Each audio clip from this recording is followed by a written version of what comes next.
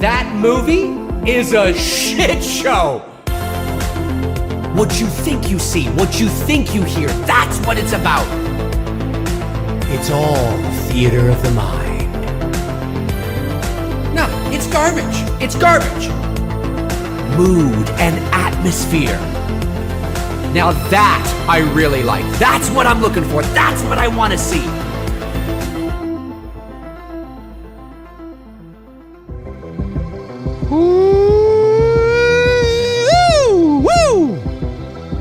What's going on, everybody? It is Friday, October the 1st, 2021. It's 4:34 p.m. Eastern Standard Time. My name's Dave McRae, coming to you live from the VoiceMann Studios in Toronto, Canada. The timing. It's all about timing, ladies and gentlemen. You liked that, didn't you? Hey, hope you're doing well. It's hard to believe. Fall is here. October has arrived. Halloween Kills is just over 2 weeks away. Are you excited about it? Are you ready? Are you ready to all over the place? For all you sweaty Halloween nerds out there, it may be orgasmic. I'm just saying, it might be.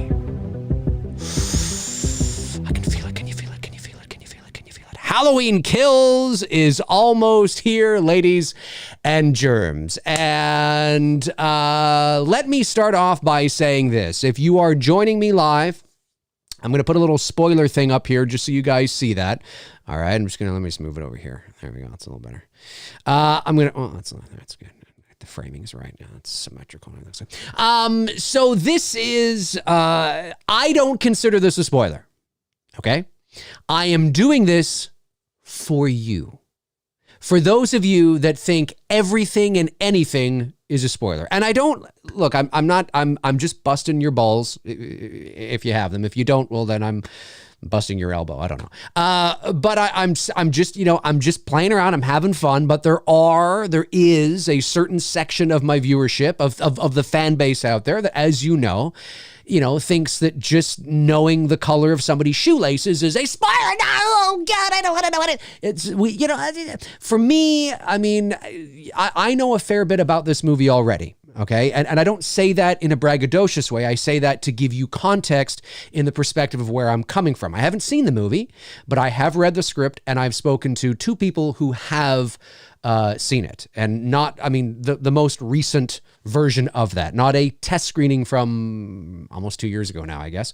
Now they haven't told me, because they signed NDAs, they honored those NDAs, but they did give me a sense of the vibe and kind of the feeling of the picture without giving me details. So, again, everybody's threshold to what a spoiler is or isn't is different. Okay. I tend to look at these things through a bit of a different lens than maybe the average moviegoer. I can know how a movie was made, what lenses they used, what shots I find that shit fascinating. I can know what happens to this character and that character, and I still, generally speaking, enjoy the process of watching it unfold on screen. Okay. Some people can do that. Some people can't. It all depends. It depends on the kind of person you are. As a filmmaker, maybe that's part of it. When I went to watch Malignant a couple of weeks ago, I was enjoying the movie, but I was also thinking to myself, gee, I wonder if they used a Dana dolly for this, or I wonder if that lens was... I'm thinking about this at the exact same time that I'm enjoying the movie as a fan too. Do you know what I mean? Not everybody can do that. So it's all subjective on how you operate and all that kind of shit. It takes a lot to spoil something for me, but that's me. So I'm putting this up there for you guys, and I put it in the not the description, but the title, I guess I should say. Did I put it in the title? I didn't put it in the title. I should put that in the title. Let me just quickly do that. I thought I put it in the title, but I didn't do that. Let me just put it in the title here. Spoilers. Okay, there we go. Save that. And put it in the title there. It's in the title. That's good. Okay, we're good. I just want to make sure that I had it correctly and that everything was okay. It's in the title now. Okay. So, and of course I have the little thing up there on the screen. So I just want to be mindful of that because I know there's a lot of people, like I said, that's like, oh my God. So now that we are about 2 weeks away, the marketing train is ramping up. It's ramping up. Whether you like it or not is irrelevant. That's what they're doing. They're ramping it up. This is what they do. And this is what they do when they have a film that made $250 million at the worldwide box office, completely, overperformed. I mean, Halloween 18 overperformed, really, at the end of the day. So they're going to milk this udder for all they can. And, the movie, as I said, the movie looks, it looks like it's got a lot of energy there, right? I'm cautiously optimistic, and I'm excited to see it and enjoy it for what it is. As you guys know, I wasn't a huge fan of the 2018 movie. Didn't hate it. I thought it was a good modern day slasher movie, just not a very good Halloween movie, because there were certain things I wanted to see that I didn't see. However, I have a feeling I'm going to enjoy this movie because all expectations are out the window. I'm just going to sit in my seat in the theater like I'm on an amusement park ride and just enjoy the mayhem and the carnage. You know what I mean? Let there be carnage really should have been the subtitle for Halloween Kills. Halloween Kills, let there be carnage. That's really what it should have been. But nonetheless, they are releasing BTS featurettes. They are releasing interviews. They are releasing all this kind of stuff. And sometimes they repackage them and just place them in different order and re-release them. But they are releasing new stuff, and it's exciting to see. And of course, if you are of a certain age or maybe of a certain fandom, you get caught up in the nostalgia feels, all the feels. It's all exciting, right? And the featurette that they released today, there was one they released today, and it's titled Halloween Kills Return to Haddonfield. And I believe it is on the Universal Pictures YouTube channel, if I'm not mistaken. It's called Return to Haddonfield, and it is basically a retrospect look at, some of the OGs and the reunion. And you see, now this is no spoiler what I'm about to tell you here. We know there's a flashback in this movie. That's been out there since the get-go. So we know this. We know there's a flashback in the movie. Now, the details of what's in that flashback, certain people know, others don't. I'm not about to go into what's in there, but certainly this BTS featurette, Return to Haddonfield on YouTube, which you can YouTube yourself, shows, dare I say, a fair bit of the flashback. Let me rephrase that. It doesn't show a fair bit of the flashback, but it shows, some moments and some clips from the flashback. That's not spoilery to me, but for you, they might be like, I don't want to see anything. That's okay. That's fair. But it shows you that. So you are warned, do not watch it. Do not watch it. If you do, you have no one to blame but yourself. Did you notice that my thumbnail today was completely blank with just a question mark and spoiler alert? I could have spoiled it. I could have put that fucking image in the thumbnail, and I didn't because I love you guys and I care about you guys, even though it's not for me, it's for you. I want you guys to not be spoiled just looking at the thumbnail. Look at that. We're like 10 minutes into this video and I still haven't spoiled it yet for you. All right, so there is a shot as they are, doing their retrospective and talking about, it's so great to be together. It's the reunion and Haddonfield and all that kind of stuff. And there's a moment, there's a clip, clearly from the flashback, 2 seconds long as they're like cutting these things together, right? And you see Michael Myers from 1978 walking towards the camera. And I noticed it instantaneously as someone who's a Halloween purist, as somebody, that's just another word, as somebody who is who believes that the integrity of the shape and the character should be kept, for lack of a better word. Now, granted, this is supposed to be 1978, so it would make sense from a character continuity perspective that you treat the presentation of the character in this way. It would be strange to treat him any other way because you need it to feel and look like Halloween 1978. That's the whole point. So, it doesn't surprise me that we're seeing it from a creative decision standpoint, but it is always nice to see that they did do it. Now that, again, we're seeing this in a 2-second vacuum. Who knows what the hell happens before or after or what? We don't know. Okay. But certainly this little snippet, I was like, hey, now that's what I'm talking about. Good job. Bravo. That's the best. It's the best I've seen Myers in 43 years.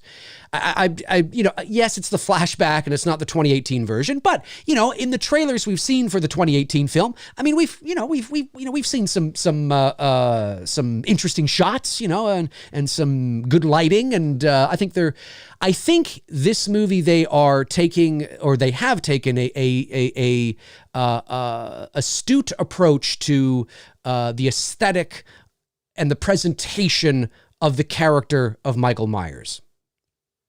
Okay, so now that I've given you plenty of time, there's going to be comments in the comment section afterwards. Just get to the point! Holy fuck! Just get to the point! Okay, he starts talking about it at 11:36. Whatever. It's literally what they sound like. Okay, so I'm going to go over to the other screen and I'm going to show you the image that I'm talking about. So this is your last chance. If you do not want to be spoiled, okay, you can exit out. And, but this is your last chance, okay? You have been warned. You've been warned. By the way, if you want to get some super chats in, there's a lot of people in here. Feel free to get the super chats in now, and I will go back after I'm done sort of my little commentary here and go through them. I just want to give you guys a heads up that you can do that. You certainly don't have to wait until I'm done talking because you know me. Okay, so let's go over to the other screen here. The screen is black. All right, and let's do this. So again, this is from the BTS Today. Halloween Kills Return to Haddonfield. I'm not going through the whole thing. It's a minute and a half long. You can watch it yourself, but I just want to show you this one image. All right, here we go. Oh, wait. I screwed that up. All right, here we go. Oh, now that's what I'm talking about. And this is a big thing for me. This is a big, if Dave McRae is going, whoa, hang on a sec here. Hey! I'll sign off on it. If somebody came across if I was sitting there and somebody presented this image to me as the approach they wanted to take for the character of Michael Myers in a new Halloween movie. Let's say Halloween 18 didn't exist. Let's say Halloween Kills didn't exist, right? And it was just like, hey, somebody's like, hey, Dave, I'm an executive. I'm Jason Blum, right? And they come across, well, I'm not, I'm Dave McRae. But they come across and they're like, hey, we took this image of, my buddy out in the street and here's the approach we want to take to the shape. I'd be like, sold!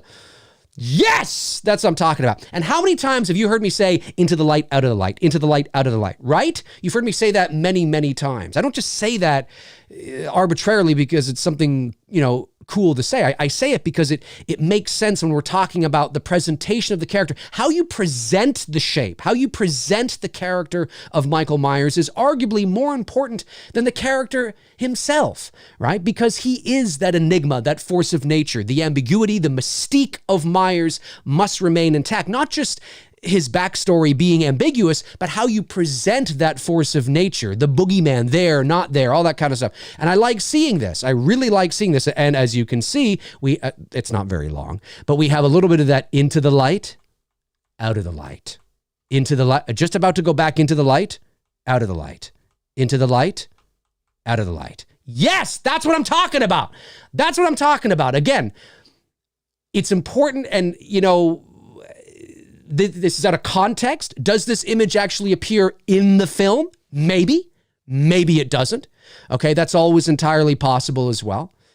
But this is probably, and the shot of Myers from the first trailer they released in July, where he is just standing there with the flames in the background, and you just see his face, and one side of his face is, yes, that definitely is an awesome shot of Myers. Absolutely. I even made a post about it and said this is probably the best shot I've seen in years. But when we're talking about like OG, those feels, that vibe, this is some good shit. This is some good shit. And this gives you, although most of you have probably already seen this. But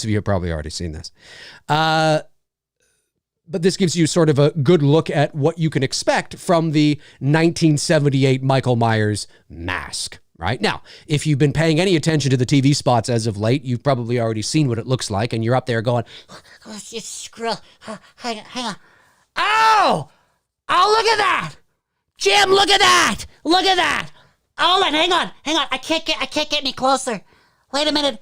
I think it's hang on. You guys are doing that. But this is great stuff. Now, the next image I'm going to show you, it's in the same sort of not the same sequence, but it's in the flashback as well. Actually, a large majority of this Return to Haddonfield featurette focuses heavily on the flashback. Now, the next image we see here, oh, damn, I did it again. Here we go. Okay, the next image we see here, we keep going. Now, this is also from the 78 flashback, I would assume. Okay. And what I really appreciate about this, now, again, this isn't James Jude Courtney. This is a gentleman by the name of Aaron, I think. Aaron, if I'm not mistaken. I forget his last name.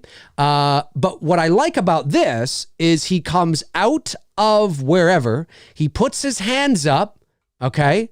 Mask looks pretty good. Now, again, we're seeing it in motion. There's a bit of motion blur. But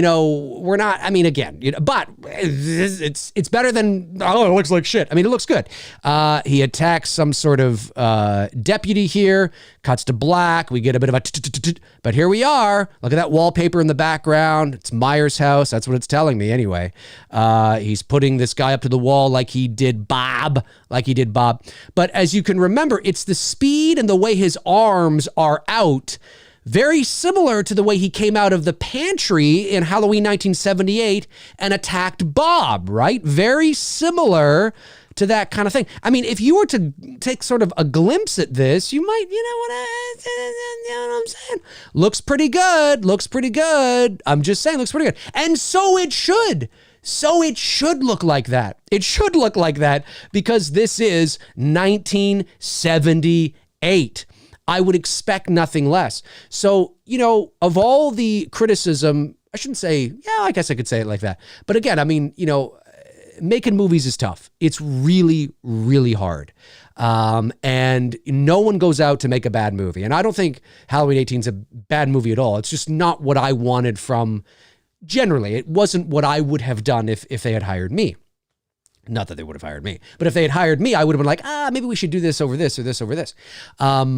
But it's nice to see this because this is more in line of that character continuity that I've always been talking about, that I was talking about when I did my review for Halloween 18, that character continuity needed to be carried over in the way that he moves through the space and the way that he's lit, the tiny nuances and idiosyncrasies that make up the character of Michael Myers.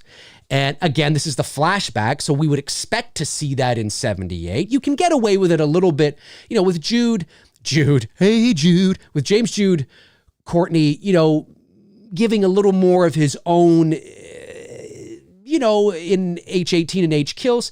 You can understand that a little bit. It's 40 years later. He's an older man in terms of Myers. He's grown. You can make that argument. But it's also refreshing to see some of the images we have seen from the trailers. Take the violence out, right? Take the violence out for a moment and just focus on sort of the framing, how he's lit, how they're presenting the shape. That's what I want to see. Look, I'm not naive. I'm not expecting, even if there were no, let's say the kills weren't off the chart, right? And it wasn't like, oh my God, like 50 million kills. And let's say it was more subdued. I'm not under any sort of delusions that the film is not going to be presented in a modern sort of way to appeal to modern audiences. I understand that. But it is nice as a Halloween fan, as a big fan of the first two films, the first one especially, of course. To me, the series really ends at the end of 2. I can enjoy 4 and that's about it. But it's nice to see them going back to that and also taking it kind of into the 2018 movie. So I think definitely there's been an adjustment that's been made, which is refreshing to see. But this is nice. This is really interesting. It looks like this is great. This is totally OG Michael Myers. I believe this Aaron gentleman is taller than Nick Castle. Nick Castle was 5'10", but I believe it. I totally believe that this is the OG shape for sure. 100%. The collar, it would have been nice to see the collar out a little bit more. This is totally sweaty nerd stuff right here. There's going to be somebody that is watching this going, Holy shit, man. Holy shit, now they're talking about collars? What's next? They're going to be talking about his underwear? yes. Next week, what kind of underwear does Michael like anyway? Fruit of the Loom, Hanes? What is he, a Hanes guy? Is he a Fruit of the Loom guy? It looks, to me, it looks a little Dick Warlock, right? Of the collar more kind of straight rather than out to the side. But that's really sweaty Halloween nerd nonsense bullshit that really doesn't mean anything. But nonetheless, I'm digging it. I dig it. And of course, I do dig this as well. Looks like he's coming out of the pantry and he's attacking Bob. Oh my God. What else? Oh, look at that. He's attacking Bob. I wonder if he lifts him up. We'll find out. What else we got here? I'm just moving along here. That's right. Yeah, she's doing her thing. Return to Haddonfield. Now there, of course, we can see some people that are, that kind of, okay, yeah, we've seen that. Yeah, right. I thought there was a shot of, yeah, oh, there he is, ladies and, excuse me, Laurie. Oh, that's all right. And of course, at the end of this featurette, spoiler alert, ladies and gentlemen, at the end of this featurette, as I said, it's only 1 minute and 29 seconds long. There's a shot of security guard. I believe he's a security guard. Well, we knew that from the get-go. I mean, it's not likely he's the sheriff. There's a shot of Brackett at the end of this. This is more of the flashback. We're seeing the flashback there. Law enforcement can let me know if those lights were around in the 70s. I'm not sure. I'm surprised they didn't have well, maybe that's not. Maybe that's modern times. I don't think it is, though. I'm not a police light expert, so you guys can tell me whether, if this is the flashback, whether that's kind of a thing. I expected more of the two round, just like the singular two round things. But anyway. What do I know? I'm no expert. And then, of course, this is more, whoa, no, wait a minute. Is that supposed to be Hunt? Which makes no sense because he wasn't in the first movie. Kind of looks like Hunt. I'm just saying. It kind of looks like Officer Hunt. To me, it kind of looks like Officer Hunt.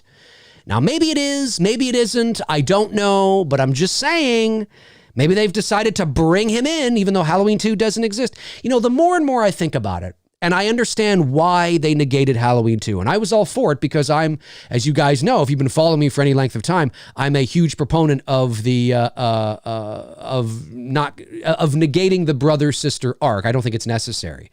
However, all the trauma they're talking about and the characters they want to bring back, it almost feels like that maybe they should have figured out a way to just add 2 in there. And it would have made it more interesting and understandable why the town is going crazy because, you know, we sometimes forget that Halloween 2 doesn't exist. So that massacre that happened at the hospital and all those people that were killed and all that shit never happened.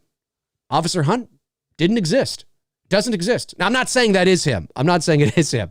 But it totally looks like they just brought him back. But then it's kind of like, why? Why? He doesn't exist. Well, maybe he does exist, but he doesn't exist because 2 doesn't exist, but we're going to bring him back anyway. But now don't you feel like, see, I hate watching this kind of stuff because Halloween 2 is so popular and so beloved and arguably the most beloved sequel of the franchise that I almost feel like if you're bringing things in like Haddonfield Memorial and Officer Hunt, we don't know if that's him, I'm just saying, kind of looks like him, right? If you bring him in, it almost feels like you want to exist because looking at this character right now, he has no recollection of Halloween 2. The massacre at the hospital never happened. Never happened. Everything that he went through in Halloween 2, being at the dentist's office and, you know, Ben Tramer and all this, it never happened. In the school, you know, with the knife and the thing and the whole, never happened. And it's kind of like, I kind of feel like when you look at his character, you want to be able to go, oh, there's the guy that went through Halloween 2. There's the guy that was like there at the schoolhouse and, you know, and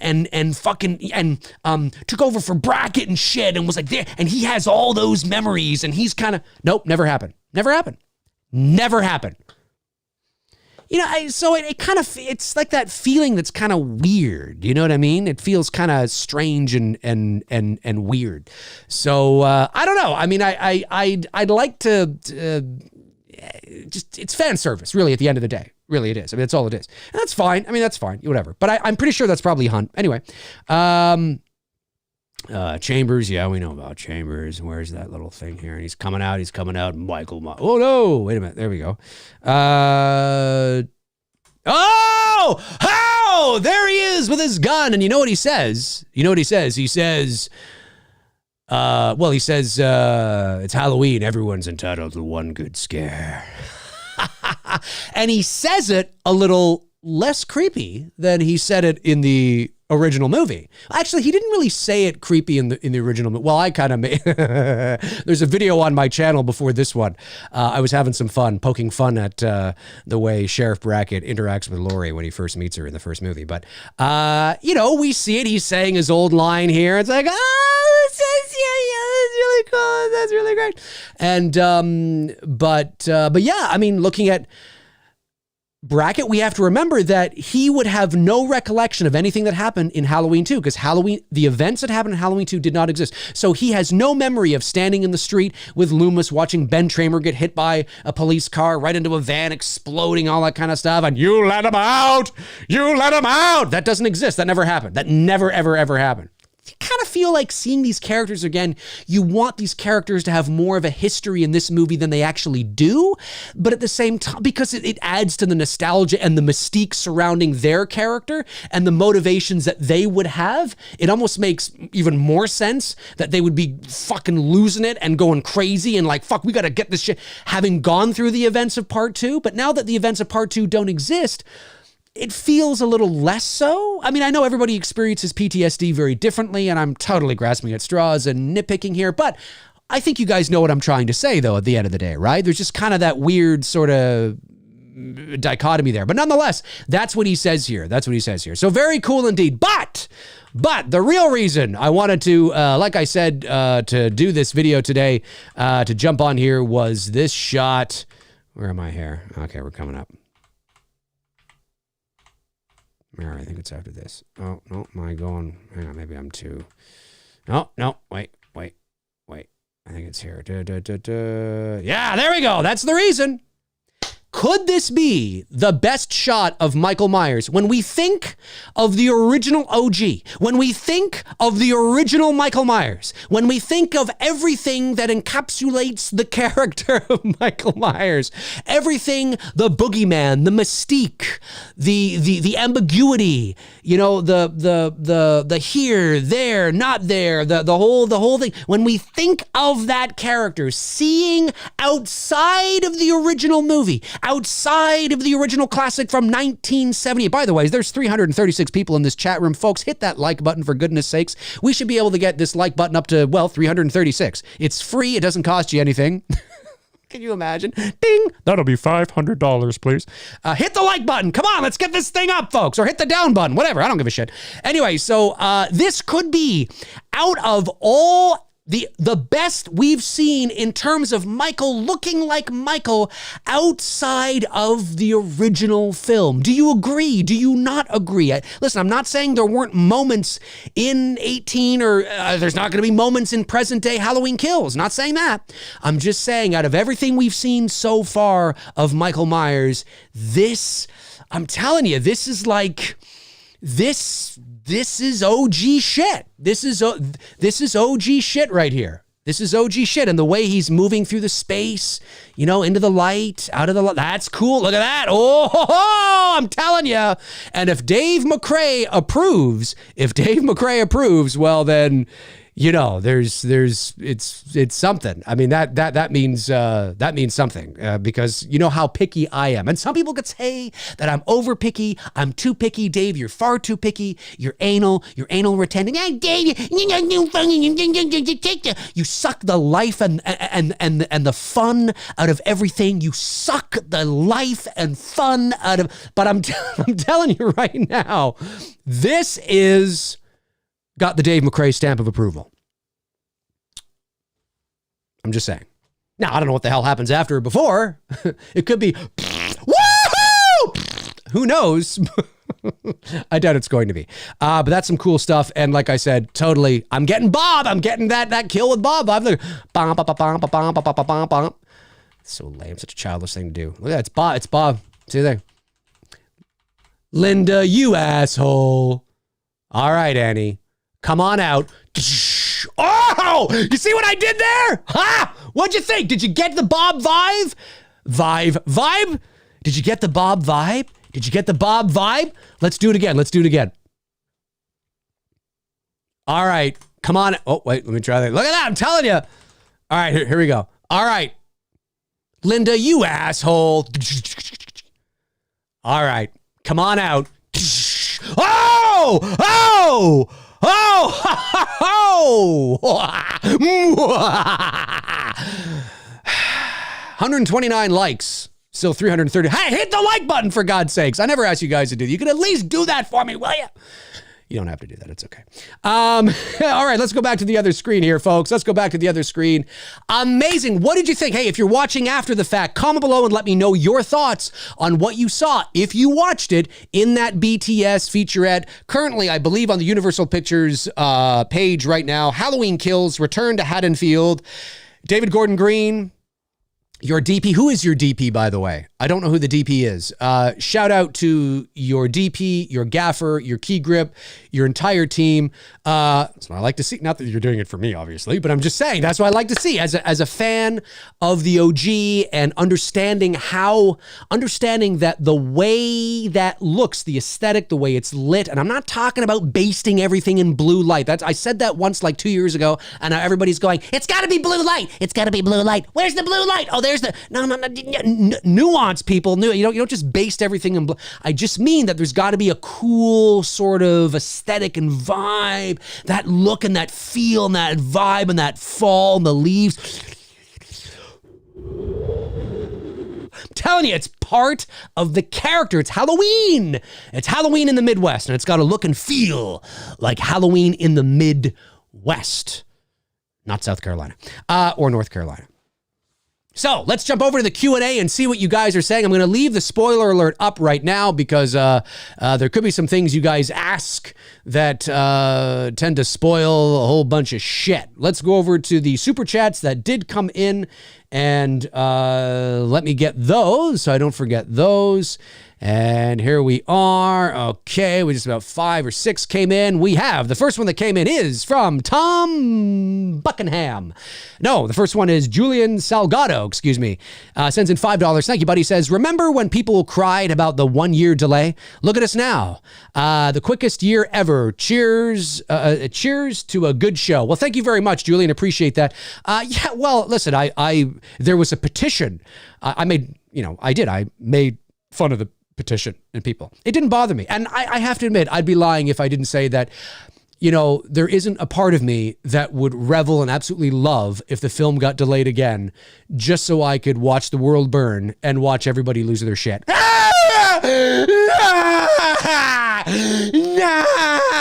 I'm like, it wouldn't bother me. I could wait another year. I'm glad we're not waiting another year. I'm just saying that it's not awful. Isn't that awful? It's awful. It's terrible. What the hell's wrong with me? Anyway, Tom Buckingham, sends in £5. Thank you, buddy. Says, Halloween 2, 81 springs to mind. With that shot, Dave, I'm walking after Lori whilst she's banging on the hospital door. Great stuff. Absolutely. Yeah, that's true. For sure. I can definitely see Halloween 2, 1981 vibes there as well. Now remember, Halloween 2 is supposed to take place in 78, but it came out in 81. Definitely. There is an argument to be made there as well. And it's good to see. NSAIA Nisea 1. I don't know if I'm saying that right, but sends in $9.99. Thank you, buddy. Says, Dave, I keep hearing that Halloween Kills. Let's go over here. Hang on one second. There we go. Dave, I keep hearing that Halloween Kills might be the most brutal in the franchise. Is this a real possibility from what you are hearing? Hard to think Kills will be more brutal than zombies. Well, it's no secret because the reviews are out there now. The film was screened at Venice, at the Venice Film Festival on September the 8th. So, yes, this is, from everything that I'm hearing, the most brutal Halloween film that's ever been made. And arguably, it may or may not, but it has kills like you wouldn't believe. You have seen nothing yet.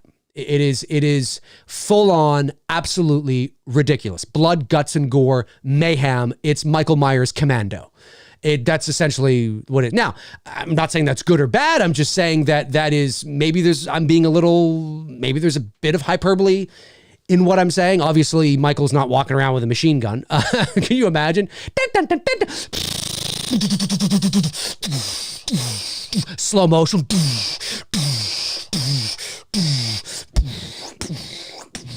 Be amazing. And there'd be a certain section of the population that would totally love it. But yeah, no, there is death, carnage, and mayhem in this movie. No doubt about it. Kevin L. sends in $4.99. Thank you, Kevin. Says, Dave, do you think it will be cool if Ben Tramer made an appearance in Halloween Kills? Sure, yeah, because he's alive, so why not? Yeah, I think so. Yeah, that'd be kind of fun.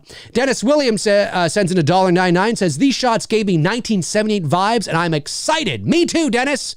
At least I'm excited for that that scene. No, I'm looking forward to the movie. I am. I know I can be I can play the cynical, but I certainly am excited about it. Anytime there's a Halloween movie, I get excited because I love Halloween. So fingers crossed. Chris Baber sends in $1.99. One of our great mods here. Thank you very much, Chris. Says Kyle Richards' cat meme will be an Easter egg. It might be. I think she should do that, actually. I think that'd be fun. All right, let me see. Did I get... Okay, where's Chris Baber? There's Chris Baber there. Okay. Super chat from Michael V. Sends in $5. Thank you, Michael. Says, Sup, Michael? Do you think the 78 flashback and kills will have the 78 score in it? Probably not. Also, that's actually a good question. Also, when is McRae live number 200? Waiting until kills, I bet. I don't know yet. Yes, I haven't given up on my McRae live shows. I was just taking sort of a break and a step back because, number one, it's always good to take some time for yourself and rejuvenate rejuvenate the engines, right? We all can understand that. I was doing 3 shows a week. Well, with 2 dudes and some bullshit and with Patreon and all that. Sometimes I was doing 5 or 6 live shows a week and it was tough. So I want to restructure McRae Live a bit. And of course I wanted to also really buckle down and get the Blu-rays made for you guys for the Indiegogo campaign for It's Me, Billy. We've just finished wrapping all the posters. There's a few other things we got to do. Wanted to focus on that as well. And there's also something else that Bruce and I are working on that hopefully we'll have some more info for you guys very soon. It's actually very exciting, and it's some exciting things that I don't want to say too much, but it is let's just say that there's some exciting things happening in and around a lot of sort of projects that were film projects and stuff. So there's that we're working on as well. Well, no, I think I already said this because it was in I did mention this in a post. Yeah, it's a film pitch that we're working on. So it's kind of exciting, and we'll have hopefully more details on that soon. But yeah, so just a lot of stuff happening. But episode 200 McRae Live, it's coming. Don't worry, it's coming. Thank you, Michael. Appreciate that. Oh, and the music in 78. Maybe I don't think so. I think they would. If anything, I think Carpenter, Davies, and Cody, his son, would just redo. Actually, I can tell you they don't. I actually can tell you they don't because I've heard the soundtrack. No, they don't just copy and paste what they use in the 78. Although I would have been okay with that. I would have been totally okay with that. Whether they have a high definition version of that or I don't know, but I totally would have been okay with that. Although I think they just would have modernized it to make it sound like it's the 78 kind of vibe. That's what I think they've done because I've heard the soundtrack. So, and it's that is sort of what they've done. But I think you'll like it. Kevin Spear sends in $4.99, says, I can sense a lot of buzz from non-horror fans. I'm going to predict H Kills will exceed expectations at the box office. It very well could. I mean, I'm predicting still about anywhere between a $25 to $35 million opening weekend. weekend. I think anything over 40, I think is always possible. And I think it's absolutely possible and could happen. Anything over 40, I think is a win for them. We have to remember that Halloween 18 overperformed. It was like $76 million opening weekend. We're still in the middle of a pandemic. Theaters are open, yes, but a lot of theaters are at, half capacity. And just because it's at half capacity doesn't mean that, half the people are showing up. So you could have a theater, like I've always said, that is allowing 50% of the people to go in, but that doesn't mean that 50% of the people show up. Maybe only 25% of the people show up and the rest are at home watching it on Peacock, right? So, I don't think it's going to make $76 million opening weekend. That would surprise me. Nothing's impossible. But when you look at, even if the theaters were open and there was no pandemic, you look at the stats, generally speaking, sequels do not make as much as their predecessors, and generally slasher sequels don't make as much either. Generally. Doesn't mean it never happens, but you have to take those factors into account. I think it is reasonable to expect, based on the situation, that a $35 million opening weekend, maybe 40, maybe on the very high end, is doable. If it gets over that, like if we're looking at 50, 60, 70, that's a huge win. That's a huge win. But I will be very curious to see what the drop-off is the next weekend. I'll be very curious. I think it's going to be more like A Quiet Place 2 numbers, but we'll see. We'll see. Anything's possible. There's a lot of buzz, sure. But we'll see. There's still a lot more people that are staying home as well. Thank you very much, Mr. Bates. No, actually, that was not. No, that was Mike. Is that Mr. Bates? I guess I was wondering when they're planning. Oh, no, I must have missed that. Mr. Bates, excuse me, $4.99. Mr. Bates says, "Hey, Dave, I'm always watching, but hardly comment. Great stuff." Well, thank you very much, Mr. Bates. I was wondering when you were planning on doing that video on the coveralls from H1. Oh, I have no idea.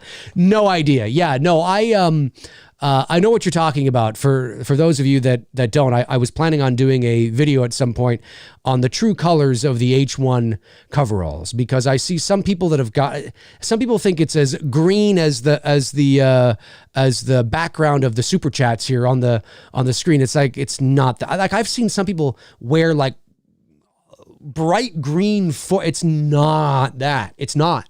It's not. It's not dark blue either. But it's anyway. I don't know, but certainly it is something that I will probably do.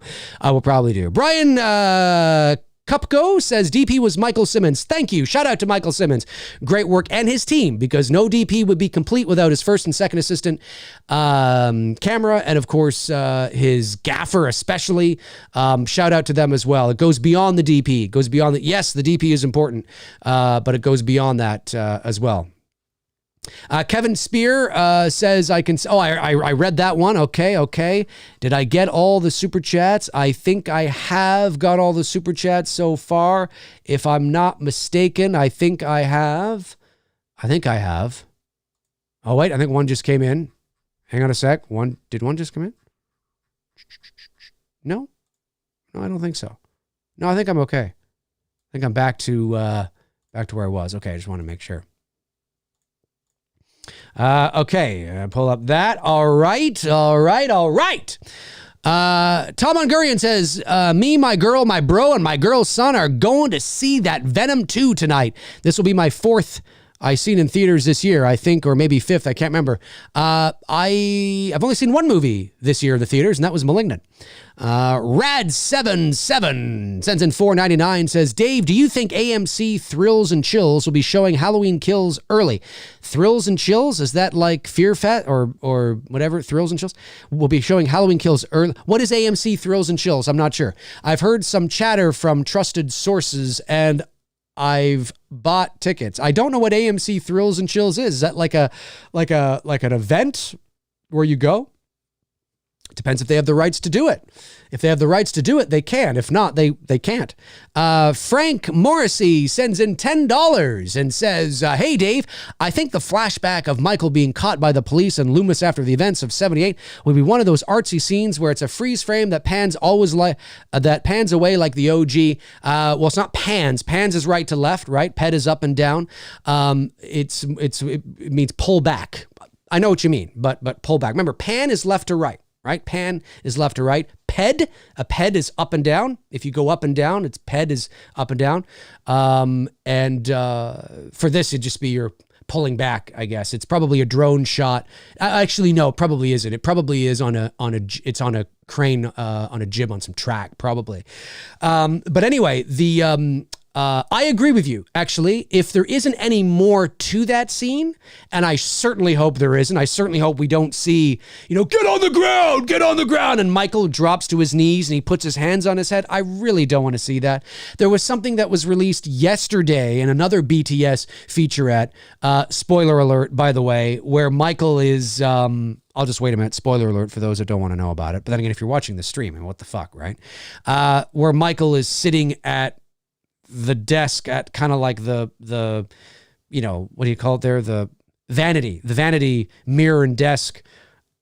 And it's kind of like, it felt a little weird. I have to admit, it felt a little strange to see him sitting. It all depends on the execution, how it rolls out, how it plays out. But I'd be lying to you if I didn't say that was a little strange. It was a little strange. I found that incredibly weird. Maybe it'll be better when we watch the movie. Maybe it'll read better. I don't know. But it certainly was strange to see that, a little weird. But I agree with what you're saying, is that if it is just, stop right there, and it's a cinematic tableau, because that's what that is. For those of you that don't know what we're talking about the end of the 1978 original, when I did a video on this, and I did a video on it before I actually was able to confirm it with Dean Cundy. And the video's on my channel. I think it's called Michael Standing Still, or Why Is He Standing Still? It's from 2018. And I talked about how at the end, I know some people are like, why is he just standing there? Why are the parents just standing there? That's so weird. Why are they just standing there? They're not like reprimanding him. He just has this bloody knife and whatnot. And to me, it was obvious. I was like, well, this is a tableau. This is a cinematic tableau. This is like a freeze frame, as if somebody has taken, like, imagine right after the dad goes, Michael, and takes off the clown mask, imagine like a photo, right? And we're, we're pulling back, or we're zooming back, I guess. But we're pulling back, actually. It's not a zoom. And we're pulling back, and then we just kind of see the parents standing there. The thing that throws it off is that the mom moves. Well, the parents both move a little bit. The mom puts her hands in her pocket, right? Which really she shouldn't have done, but it's a low budget film. You don't know how many takes you had to do of that. Maybe it was just like, whatever, it's fine. Let's move on. We don't want to focus, who knows, right? But that is what that is supposed to be. It's a freeze frame. It's a cinematic tableau. It's a freeze frame of this moment. I would imagine that is exactly what that moment is. Spoiler alert again, but it's fucking there. What you see in the TV spots that we've seen of that moment with Dr. Loomis on the doorstep behind Michael there, all the cops at gunpoint, right? I would imagine that we pull back, and that's the end of the flashback. That's the actual end of the flashback. It makes sense to me that is how they would design that moment. It's poetic. It rhymes. It parallels, 1978. Sorry, it parallels Halloween 1963 and Halloween 1978. From a creative standpoint, from a writing standpoint, that connective tissue is really smart. And it feels clean. It feels polished. It feels tidy. It feels tidy, acceptable, palatable, digestible. You know what I mean? Especially for people like me who are going to be like, I don't need, you know what I'm saying? It's nice that way. So I do believe that that's what they're going to do. And if it isn't what they do, then I think it's just a huge missed opportunity. If it's not what they do, it's a big missed opportunity. But we'll see. But thank you very much. Appreciate the super chat. Okay. Another super chat from Kevin L. Sends in $4.99. Thank you, Kevin. Says, Dave, do you know how much they paid Freddie Mercury to be in Halloween 78? Obviously, Kevin L. is joking. I made a quip about 2 or 3 years ago. The Phillips,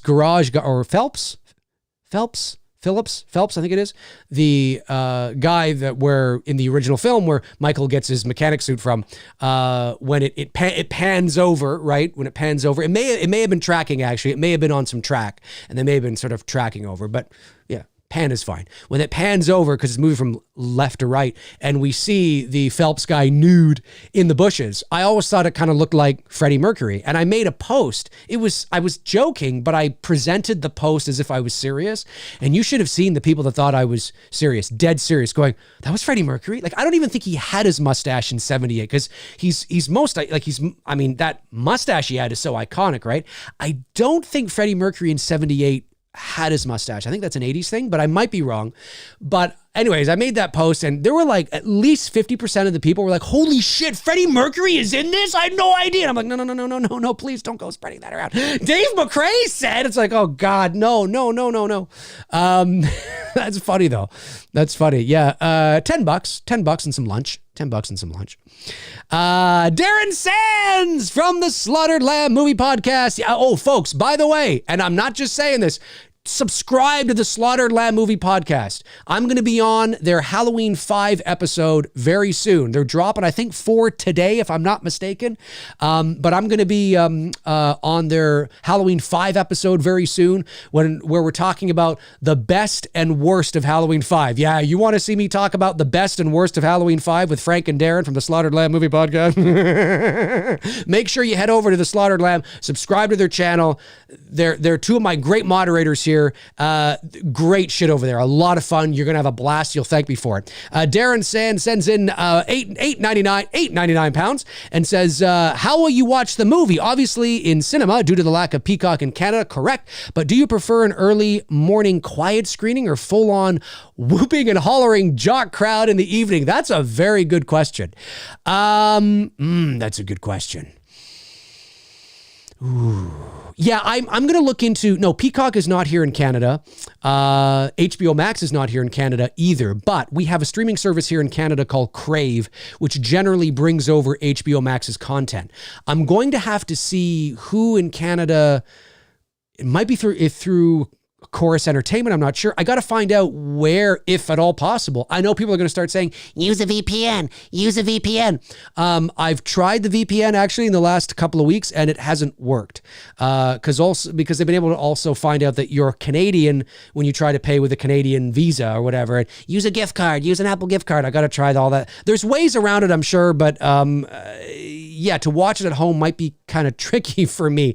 So I have to figure out how I'm going to do that. Theaters, it won't be an issue. I think I'd probably, I don't usually go to matinees. I would probably go in the evening just to kind of feel the energy of the crowd. I'll probably do that, but I don't know. Maybe I will go for an early show and just kind of take it. I don't know. It depends on my mood, Darren. It depends on my mood. I'm not entirely sure. It depends on my mood. So we'll have to see. That's a good question though. That's a good question. Yeah, I got to find out where, if at all, here in Canada, where I could watch it. Because it would be nice to kind of watch it. And if I really like it, kind of come home and watch it again at home, right? Tom Hungarian sends in $2, says, thoughts on Friday lawsuit finally ending? Well, I mean, from a certain point of view, yes, the Friday the 13th lawsuit has, quote unquote, ended. The appeal has ended. But if you think we're getting a Friday the 13th movie next year, we're not. There's still a lot of legal shit that's got to be worked out first. And you have to remember, Victor Miller won the battle. Well, Victor Miller has the rights to the original Friday the 13th, the original Jason, and how he looks in that movie, not adult Jason, not the Jason hockey mask. So still right now, that's got to be worked out. So if Victor Miller was to give the rights to somebody to make a Friday the 13th movie, it wouldn't involve adult Jason or a hockey mask, or they'd have to figure out a way to dance around it and reintroduce Jason as almost a different looking character or with a different thing or make modifications or whatever, which you could do. But yeah, I don't think this thing is, I mean, look, it depends on Sean Cunningham's ego and how much more he can do legally. He may have already exhausted all of his options. But do not think that just because this is one, that April 2022 or on the first Friday the 13th next year, suddenly we're getting a Friday the 13th movie. I mean, that's not going to happen. There's still some things that need to be worked out yet. Could we see a Friday the 13th movie in the next few years? Possibly, but I'll be very curious to know what is Cunningham's response to this. Is there anything else he can do? You know, what is the situation beyond that? I haven't dove deeply into it yet. I've just sort of read probably what you guys have read and some of the details there.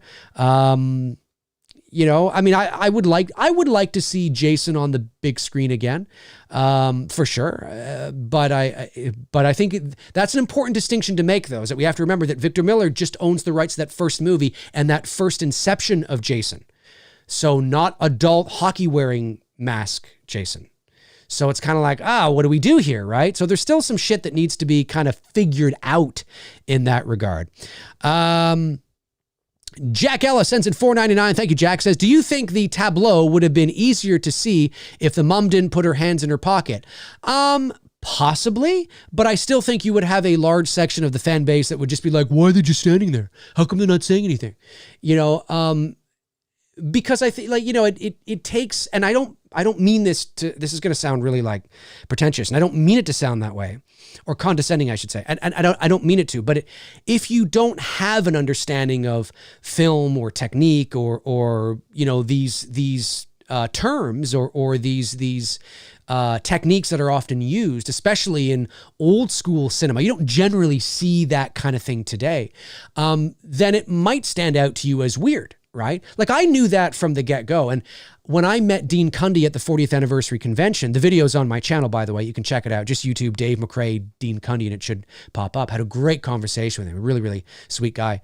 And one of the things that I asked him, because I wanted to confirm it, because I had made the video I made before I had gone to the convention. And I was like, well, I'm at the convention. Here's Dean Cundy, a legendary DP. Like I always say, yes, he shot Halloween, but we also, you know, we often forget he shot the 3 Back to the Future movies, Who Framed Roger Rabbit, and Jurassic Park. I mean, the guy's a legendary DP outside of Halloween. So I wanted to definitely see him. And he confirmed it for me. I said, now, in my estimation, this is a cinematic tableau, correct? And this is what you're doing. And he goes, that's correct. Yes. Yeah. It's like a freeze frame and we're pulling back. And I was like, okay, great. So that's what they're doing. But if you don't understand that, if you're not film savvy or you're not, you know, it depends on your knowledge of the filmmaking process of filmmaking, right? And the techniques that are sometimes used, where you might be able to get it, you know, oh, I understand it, you know? So maybe if the mom hadn't moved and she just kind of stood there, then yes, I think maybe it would have been a little more obvious, but I still think you would have had a portion of the fan base that still would have been like, why are they just standing there? I don't get it. You know what I mean? And I get it. Like, I do understand why you would think that. I totally, 100%. Makes perfect sense.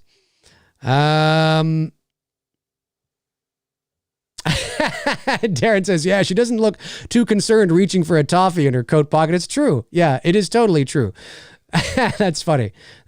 Oh, good. You put the link there. Yeah. Don't forget to subscribe to them, guys. I think they're just over 400 subs now. I'd love to see them get to 500 by the end of October. I think that'd be amazing. It's just great stuff. Great shit they got going on over there. All right. Did I get all the, oh, wait, okay. No, there's a couple more there. I got that one. Got that one. Here's one here. Vince Graluski, is that how you say that? Sends in $4.99. Thank you, buddy. Says, why is Loomis' coat unbuttoned in the flashback when he had it buttoned in the original? Fight with Michael or just a movie error? Well, I think we...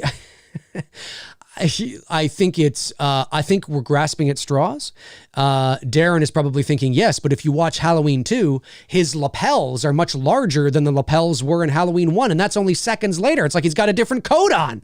That is true, by the way, if you watch Halloween 1 and 2 back to back.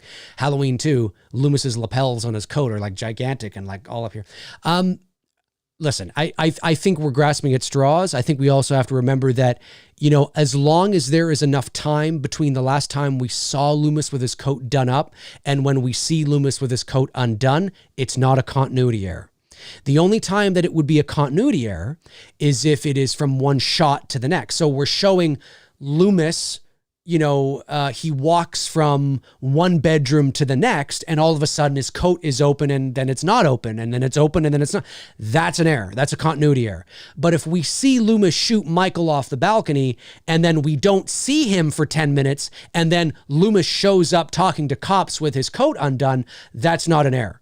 I mean, his coat, he could have undone his coat in that time frame. As long as there is enough time, enough logical time for that enough time, I should say, I guess I could say it like that. As long as there's enough time for the character to feasibly do what looks like maybe it's kind of strange, then it's not an error.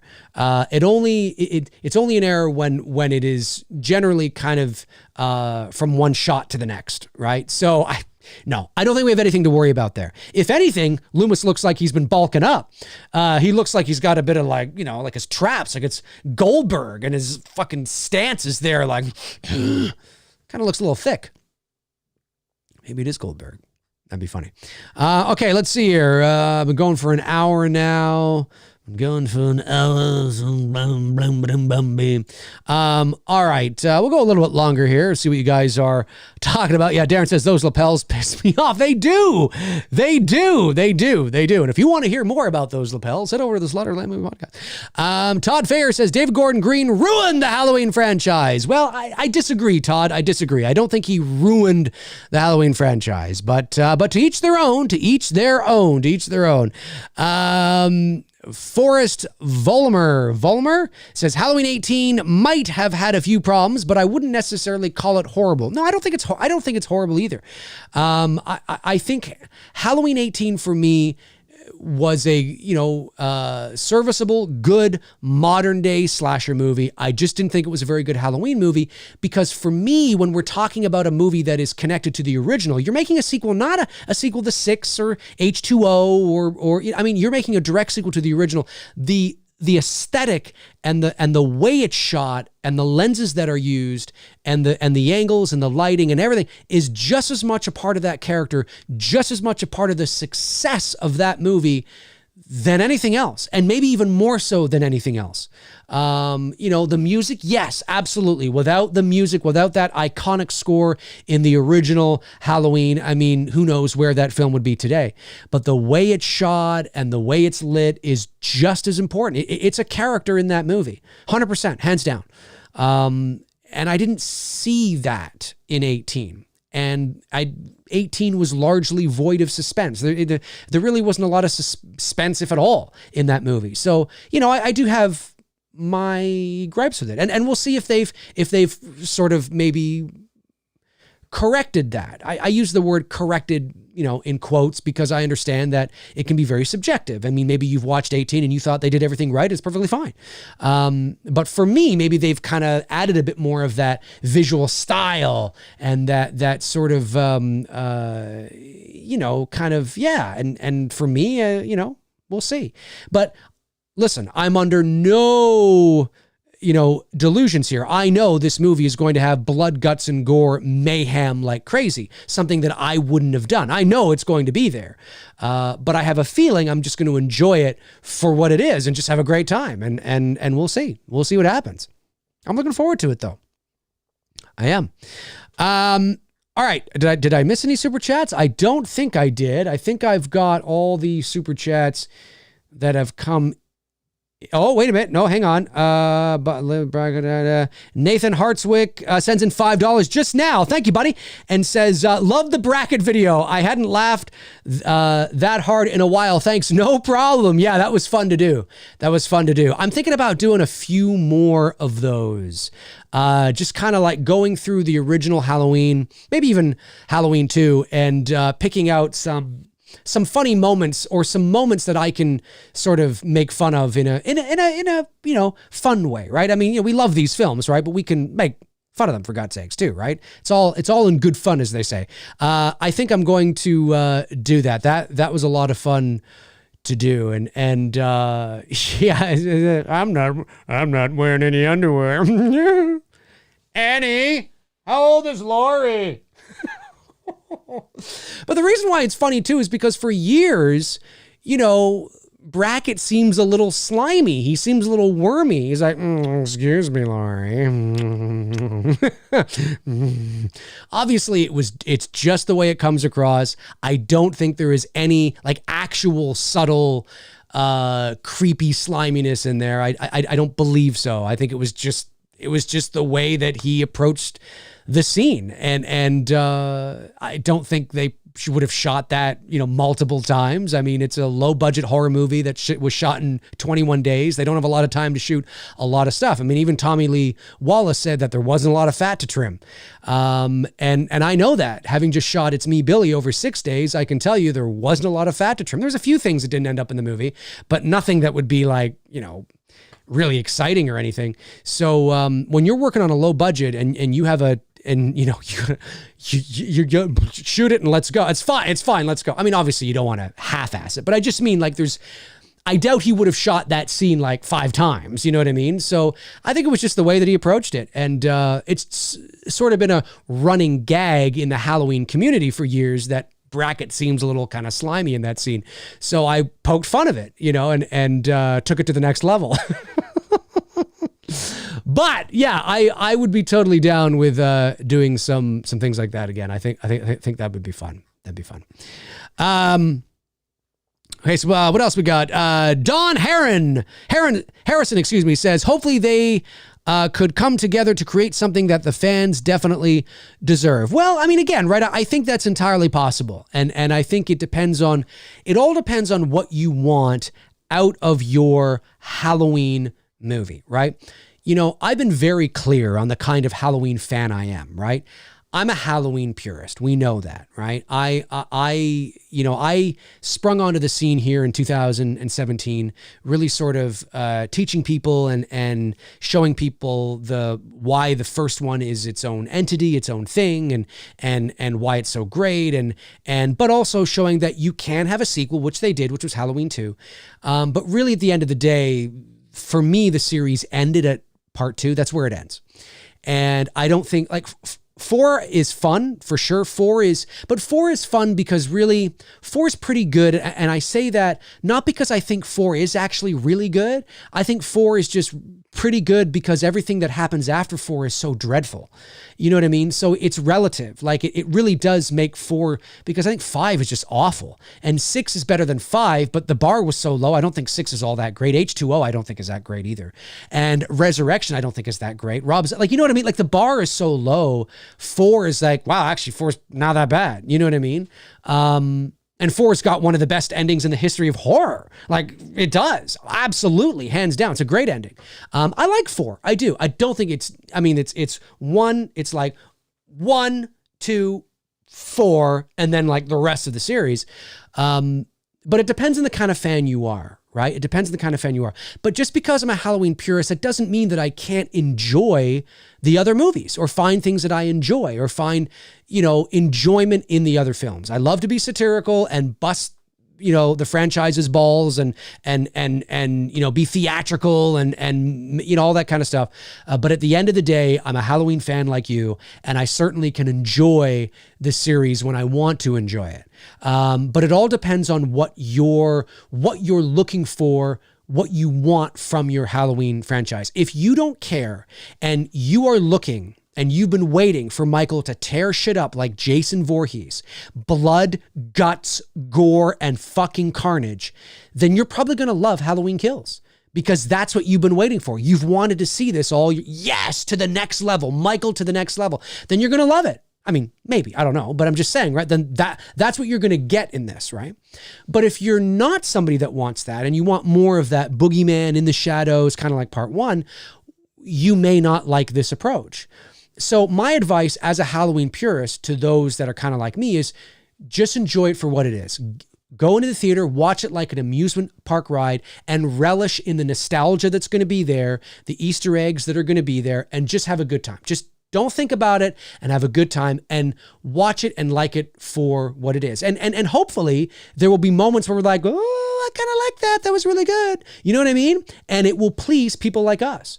And that's hard to do, but I think that's my advice, is just enjoy it for what it is. Have a good time, and let's have a good time. It's another Halloween movie, man. It's another Halloween movie. It's in the theater. Michael Myers is back, and the mask looks good, and the lighting looks good, and the carnage looks good, and the music sounds good, and the Myers house, and the flashback, and it's like, fuck, let's do this.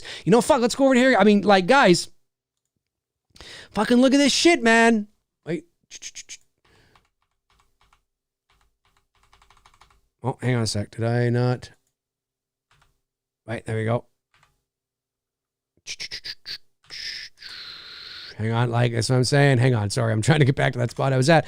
Look at this, guys. I mean, what a time to be alive. What a time to be a Halloween fan, to be alive, where we get shit like this. I mean, this is good shit. This is good shit. This is how I would have, like, if it was me, if I had made the Halloween 2018 movie, right? Like, hypothetically, and I'm not, there's no way they would get, but I'm just saying, if I had made the Halloween 18 film, this is the approach that you're seeing here on the screen. That is how I would have done the whole film. Like, the background that you see and how it's lit, that's how I would have done the whole movie without a flashback. It just would have looked like that. That's how it would have looked. So, because that, to me, this look, this aesthetic, this style, this presentation is just as much a character as he is. You know what I'm saying? And, but that's me, right? That's what I would have done. So, I mean, but what a time to be alive that we get to see an official movie with shit that looks like this. That's pretty cool. Again, it's the flashback. But like I said at the beginning of the show today, even the stuff we're seeing in modern day, present, Halloween 18, right? Looks better than what I saw in 18. I like the look of the Kills movie better than what I'm seeing in the 18 movie. So that's pretty cool. That's awesome, right? And shout out to the filmmakers. I mean, seriously, shout out to David Gordon Green and to the filmmakers, to everybody that has worked their asses off to bring this movie to life. I know I can be theatrical and I can be opinionated and I always try to be informed with my opinions, coming at it from a perspective of knowledge. But I know I can be an acquired taste for some. But at the end of the day, I do know that making movies is tough. It's not easy. And nobody goes out to make a bad movie or a shitty movie or a subpar movie or an movie, whatever, right? Once you make a movie and you put it out there, you let the chips fall where they may. We made It's Me, Billy. A lot of people loved it. There were some people that didn't love it. I mean, that's the reality of art. You make something, you hope for the best, you put your heart, your soul, your sweat, your blood, your tears into it, and then you put it out there. You make creative decisions on what you feel is best. You try to justify those creative decisions where necessary, but at the end of the day, it is out there and the world will judge it for what it is. And it's not easy. It's not easy. So I sincerely mean that. I mean, I know I get crazy on the channel, but it's part of my shtick here, of course. But it's shout out. I mean, it's cool to see this. I got giddy when I saw this. I was like, that's pretty fucking cool. And then I was kind of like, I wish we could have seen that 3 years ago. I mean, we saw little bits of it, but that's awesome, man. That's awesome. Okay, I'm going another 15 minutes. We're going to bring this thing to 90 minutes today. So if you want, like any other super chats you want to get in, now is the time to get it in. Ladies and germs, shout out to all my McRaezies out there in the Halloween universe. My McRaezies, ladies and gentlemen. Shout out to all you people out there. Yeah, Tom Hungarian says, shout out to Christopher Nelson, for sure. And shout out to his team. Not just Christopher Nelson, but shout out to his team. Every great special effects makeup artist has a great team behind them. It's not that Chris is not talented. He's exceptionally talented. He's amazing, right? It's not that Rick Baker isn't talented. He's amazingly talented. Tom Savini. I mean, go down the list.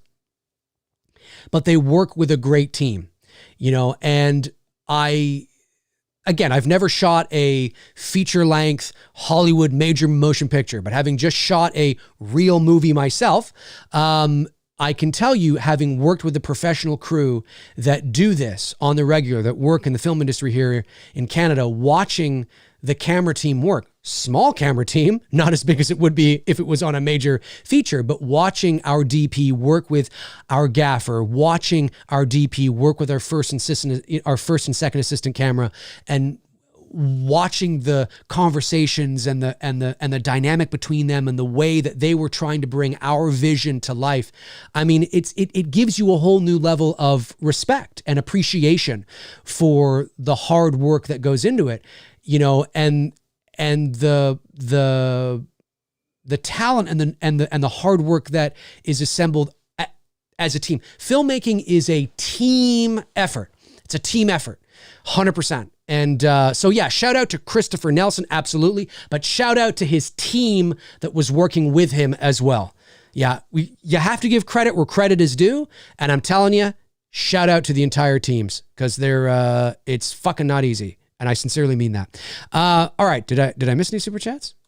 I don't think I did. No, Nathan was the last one. Okay, good. That's good. Because that means I don't have to scroll back. All right, let's see. What else we got? Chester Franklin Jr. says, Dave, what score do you think Alan Howarth did the most? Halloween 281 or Halloween 488?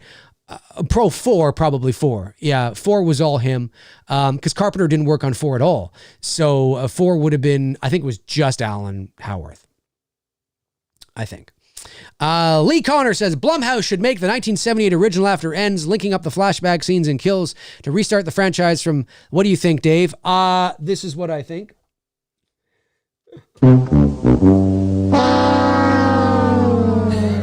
No, I don't want them to do that. No, I don't want them to do that. I think once Halloween Ends is over, once Halloween Ends is over next year. Listen, Michael is never going to die. We know this. Michael's going to be living long after we're dead. But the story, I think every good story has a beginning, a middle, and an end. And I think when you have the opportunity to complete a story, to give it an ending, you know, that can be satisfying and, you know, kind of bring everything home, connect all the dots, have everything make sense, then I think you take that opportunity, you do that, and you leave it. Listen, I'm not stupid. Halloween Ends is not going to be the last Halloween film, but I want Halloween Ends to be the last Halloween film as Halloween, as we know it to be, right? So I want Halloween Ends to be the last Michael Myers Halloween movie connected to the 1978 original as we know it. Like, just complete the story. It began with Michael and Laurie. It should end with Michael and Laurie. Just complete the arc, bring it home, make it feel complete, let it rest for a bit, give it some breathing room, right?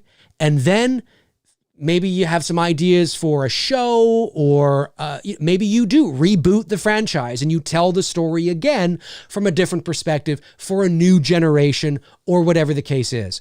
But to continue on making Halloween movies connected to the 1978 original, I've said it before, I'm going to say it again, that the more sequels you make, it is absolutely, unequivocally inevitable. You will find yourself right back where you started with garbage sequels. The more movies you make, the more you have to justify why you're making them. Stories, you know, weird and sensational things creep into the narratives, you know, because, you know, especially with Michael Myers, he has a shelf life. The story has a shelf life. And if you just want to make sequel after sequel after sequel, after, you know, you're going to find yourself right back where you started before Halloween 18. You negated Halloween 2, even though it was, you know, love, but you negated Halloween 2 and 3 and 4 and 5 and 6 and 7 and 8 and because they're dog shit. Generally speaking, I know people have soft spots for the Thorn trilogy and H, but, you know, we're talking in the big picture because they were dog shit. They didn't know what the fuck they were doing. Like, that's why they did this. So you don't want to do it again. Make Halloween Kills, Halloween Ends, Halloween Begins, Halloween Retribution, Halloween again. And then now you got like nine. It's like, no, dude, I guarantee you, I'm so confident, I will put money on it, that if that's their plan, that in 10 years from now, if they have 5 or 6 or 7 sequels connected to this trilogy that we're getting now, mark my words, you're going to find yourself going, oh, fuck, yeah, well, part like 7 was shit. It's going to be the same thing. So take advantage of this complete story and end it. It's not that a story ends, it's how a story ends.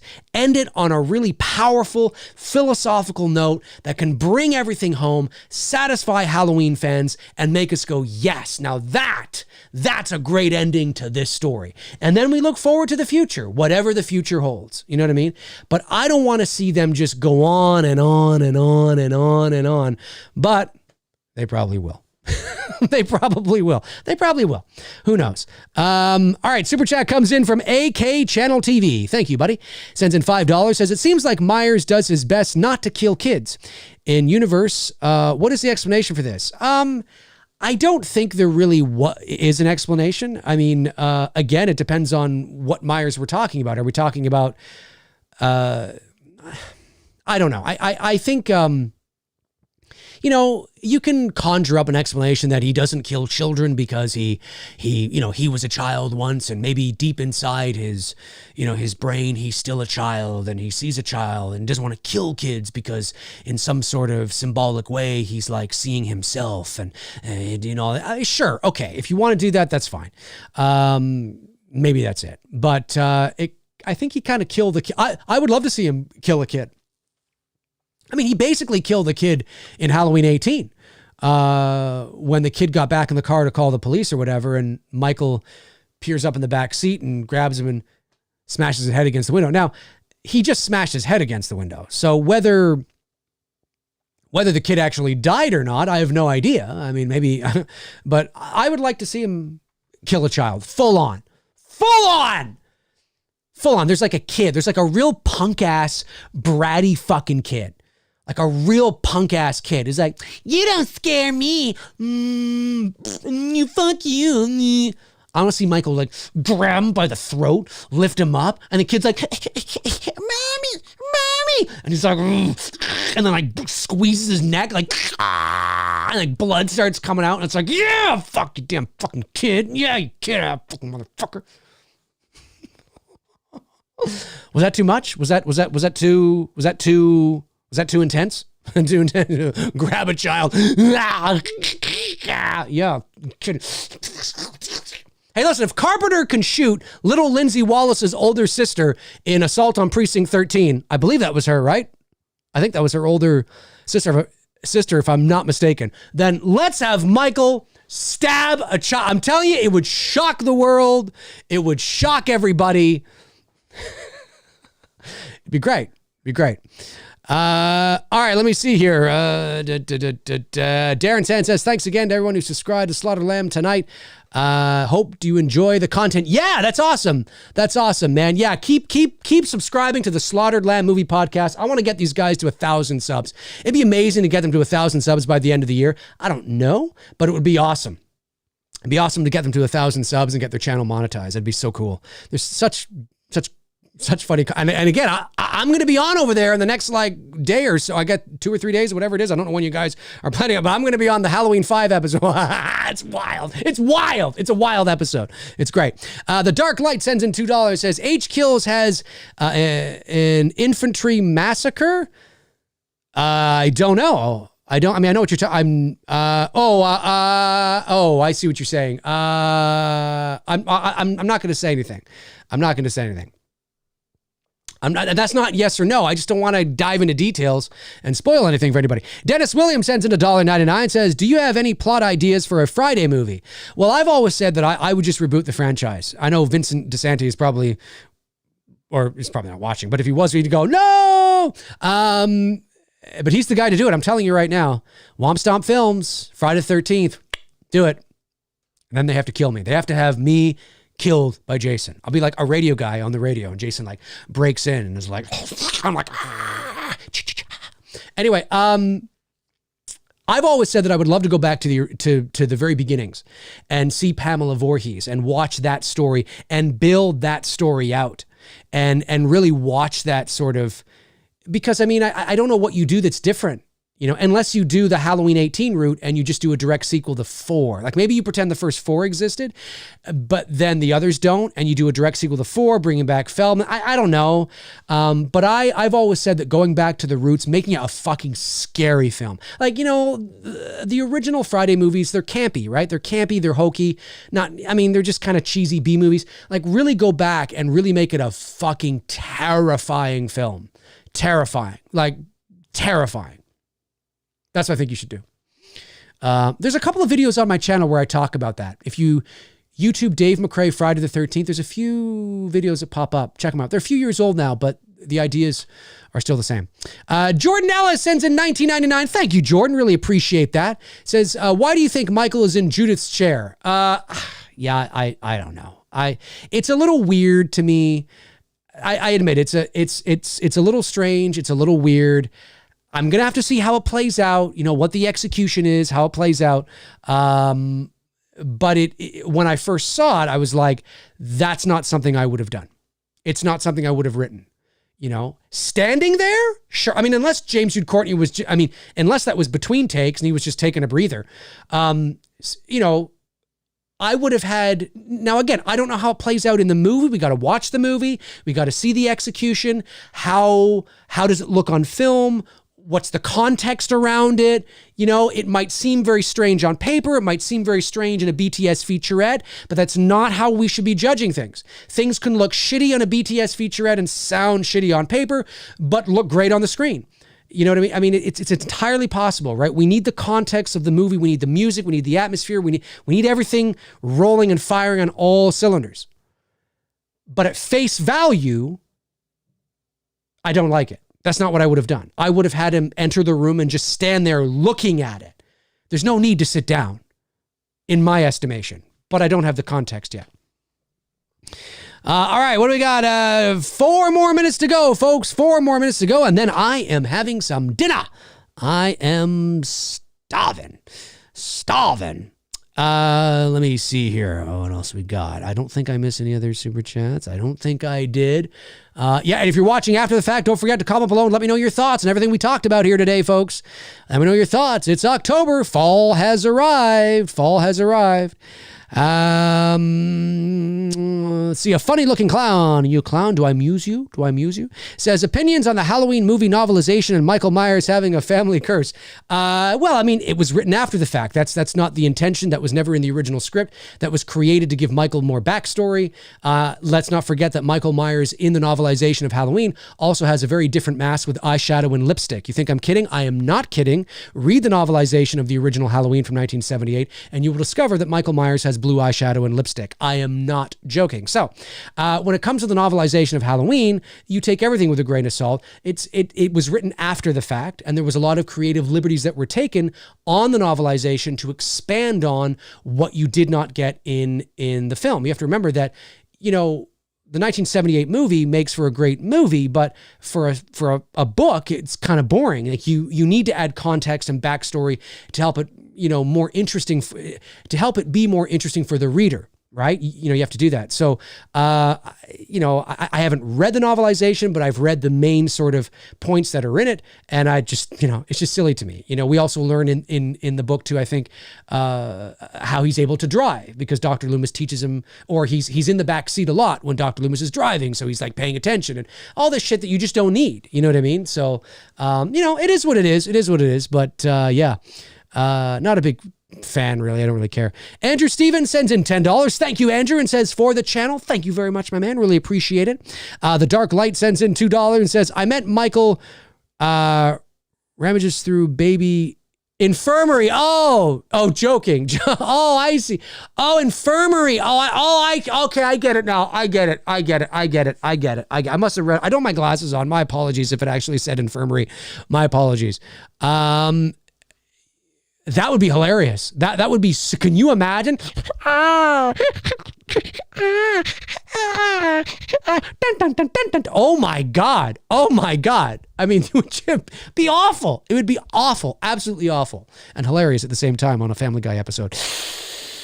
I like Family Guy. Jordanella sends in $9.99. Thank you, Jordan. Says, do you plan on watching Halloween Kills on Peacock or in the theater? Well, I'm in Canada, Jordan, and we don't get Peacock here in Canada. So I will definitely have to go to the theater to see it at the very least. I'm trying to figure out where I can watch it in Canada after the fact. I got to figure that out. Dennis Williams sends in $1.99. Thank you, Dennis. Says, I'm for H Kills being violent, but I want 1978 feel. You may be happy then. Who knows? I mean, you may be one of the guys that if you want blood, guts, and gore and carnage and fuck that, I want people limbs being torn and shit. Well, I don't know if it gets that crazy, but you know what I'm talking about. Mayhem. Then you're probably getting it. You're probably getting it, man. It's going to be interesting to see. All right, folks, listen, that is going to do it for me here on, I was going to say episode something of McRae Live. It's not McRae Live yet. Don't worry, McRae Live's coming back. Here on this show today, talking Halloween Kills, I want to thank my great moderators, Frank Riker, Tabitha Shore, Darren Sands, Chris Baber, for doing what you guys do. Really appreciate it. Thank you to all the Super Chat questions that came in today, the non-Super Chat questions. I know I wasn't able to get to a lot of them. My apologies. It was a big show today. A lot of people in the chat, a lot of questions coming in. Really appreciate it. Don't forget to like this video, folks. I'd really appreciate that. And follow me on social media. If you're not following me on Twitter or Instagram or Facebook, the Many Things Dave McRae there on Facebook, do that. That's where you'll find me in the meantime and in between time when I am not posting here. Cody Snyder gets one in right into the paint, under the radar. You're an animal, Dave, and I love it. Thank you, Cody. Appreciate that, man. Have a great rest of your Friday. It's October 1st. Fall has arrived. The Halloween season is upon us. Have a great rest of your weekend, and I will talk to you all soon. Cheers.